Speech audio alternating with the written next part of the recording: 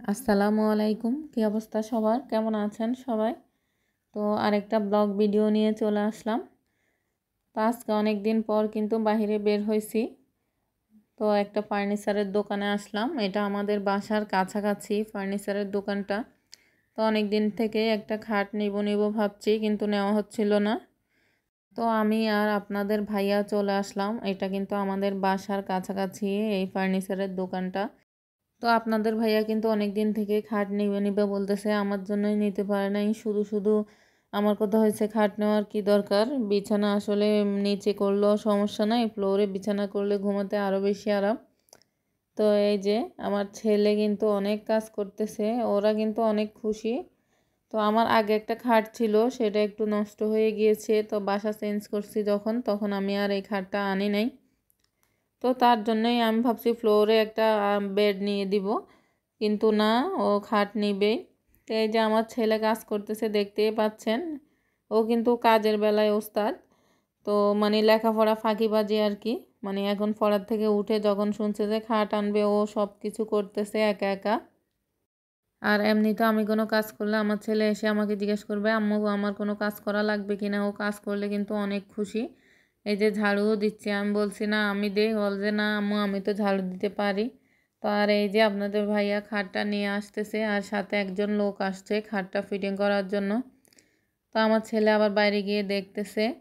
তো খাটটা কিন্তু একদম সিম্পলের মধ্যে, এটা কিন্তু আপনাদের ভাইয়াই পছন্দ করছে, কারণ আমি তখন যাই নাই। ও যখন খাটটা দেখে আসছিল, পরে আমি গেছি আনার সময়, কিন্তু এর আগে কিন্তু আমি যাই নাই। ও নিজেই দেখে পছন্দ করে রেখে দিয়েছিল দোকানে।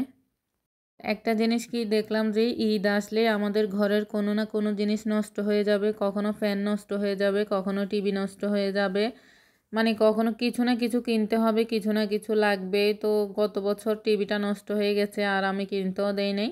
এখনও ওই টিভিটা পড়ে আছে, কিন্তু ও অনেকবার কিনতে চাইছে আপনাদের ভাইয়া, আমি কিনতে দেই নাই।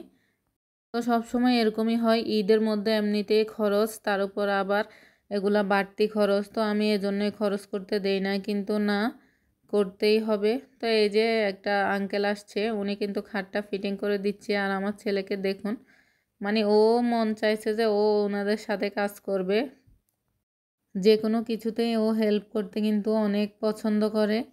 তো এই তো খাটটা ফিটিং করা শেষ। খাটটা কেমন হয়েছে কমেন্টে জানাবেন। আমার কাছে কিন্তু ভালোই লেগেছে, ওর আসলে পছন্দ আছে, সিম্পলের মধ্যেই ভালোই লাগছে। তো এই তো বেডটা বিছাচ্ছে, দেখতে পাচ্ছেন আপনাদের ভাইয়া এবং মাহিন। তো আমি উপরে পুরনো একটা বেডশিট বিছাই রাখছিলাম, কারণ উপরে যেহেতু নতুন একটা দিব, তো পুরনোটা এমনি বিছাই রাখছি, তাহলে নতুনটা ভালো থাকবে। তো এই যে নতুন একটা বেডশিট কিন্তু আমি আগেই কিনে রেখেছিলাম, তো ওইটাই এখন বিছাবে ভাবছিলাম, ওইটা ঈদের সময় বিছাবো না। আমার ছেলে বলতেছে যে নতুন খাট আনছে, তাহলে নতুন বেডশিটটাই বিছাই। আর আসলে সংসারের জিনিস এরকম একটা একটা করে না কিনলে কিন্তু আসলে জোড়ানো হয় না, কারণ সংসারে সব সময় টানাপোড়া লেগেই থাকে, এটাই স্বাভাবিক। আপনি যত টাকা ইনকাম করেন না কেন, মাস শেষ হওয়ার আগেই টাকা শেষ হয়ে যায়। অন্যদের কথা জানি না, যারা চাকরি করে আমি মনে করি তাদের সবার একই অবস্থা, যত টাকা ইনকাম করুক মাস শেষ হওয়ার আগে টাকা শেষ হয়ে যাবে। এই যে দেখুন আমার ছেলে, ও ছোট মানুষ, ও এত বড় বেডশিট কি বিছাতে পারবে, মানে তারপরও ওই করবে, কাউকে ধরতে দিবে না। ও সব সময় এরকম, ও নিজের কাজ নিজে করতে পছন্দ করে। আর এখানে ও আর ওর বোন ঘুমাবে, তাই অনেক যত্ন করে বিছানাটা গোছাচ্ছে। এই দেখুন, ও এটা পারবে না, তারপরও মানে ও করতেই হবে।